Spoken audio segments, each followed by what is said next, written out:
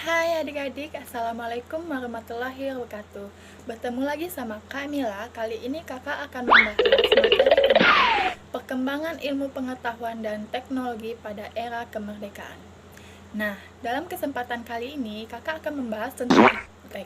Pastinya berpengaruh tentang teknologi dan pengetahuan ya, di area kemerdekaan sampai reformasi saat ini. Sejarah perkembangan ilmu pengetahuan dan teknologi di Indonesia setelah kemerdekaan terbagi menjadi dua dekade, pada tahun 1945 dan pada tahun 1960. Bangsa Indonesia mulai mengerti arti teknologi berproduksi walaupun masih dalam tingkat pasif dan penuh ketergantungan pada pihak luar negeri. Hal ini dari pengalaman ilmu pengenalan teknologi untuk pertama kali, yaitu pembangunan pabrik semen di Gresik, pabrik kertas di Babakan, Malang, pabrik gelas dan kosmetik di Surabaya di pertengahan dekade 1950. Pada dekade kedua, yaitu pada tahun 1976, dengan mendirikan pabrik pesawat terbang di Bandung diberi nama Industri Pesawat Terbang Nurtanio atau IPTN yang menggunakan teknologi yang canggih lagi. Teknologi pabrik pesawat ini memacu pada teknologi Jerman. Ilmu pengetahuan dan teknologi di satu pengetahuan dan teknologi bermanfaat bagi manusia dan makhluk hidup lainnya, di sisi lain menimbulkan dampak negatif. Ilmu pengetahuan dan teknologi atau disebut iptek di Indonesia berkembang dari tahun ke tahun. Sejak Indonesia masih dalam penjajahan Belanda, berkembang ilmu pengetahuan dan teknologi di Indonesia. Pada masa penjajahan dipelopori dan diperkenalkan oleh pemerintah kolonial Belanda. Pada waktu itu, masyarakat diperkenalkan pada persenjataan modern, baik ringan maupun berat. Teknologi lain yang diperhatikan dan digunakan oleh Belanda berupa kendaraan tempur dan alat-alat transportasi lainnya. Teknologi-teknologi tersebut berasal dari negara-negara di Eropa.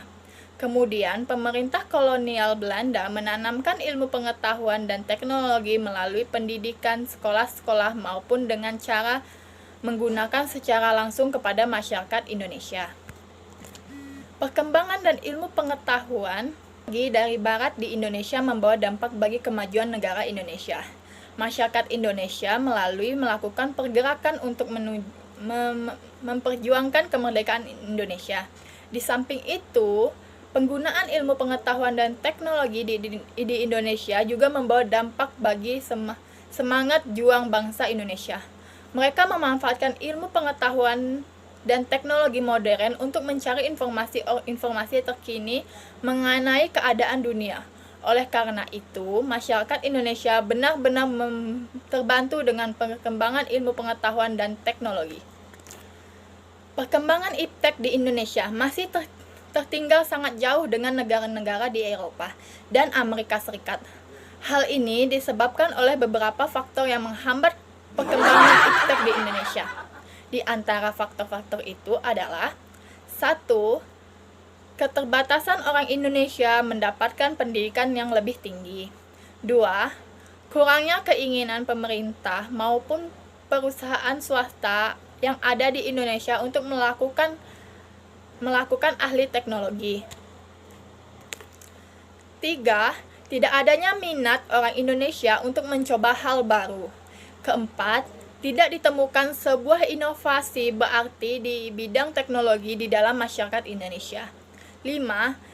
Tetapi dengan seiringnya perkembangan waktu Indonesia dari masa ke masa, dari tahun di bidang peningkatan kesehatan, perkembangan ilmu kedokteran seperti ilmu bedah dan lain-lain menentukan alat-alat kedokteran seperti stetoskop, USG dan lain-lain, penemuan obat-obat seperti antibiotik, vaksin, penemuan radioaktif untuk mendeteksi penyakit secara tepat seperti tumor, penelitian tentang kuman-kuman penyakit dan lain-lain. Penyediaan energi, kebutuhan akan energi sumber-sumber energi. Sumber energi konvensional tak dapat diperbarui. sumber energi pengganti yang tak habis pakai, konversi energi dari satu bentuk ke bentuk yang lainnya.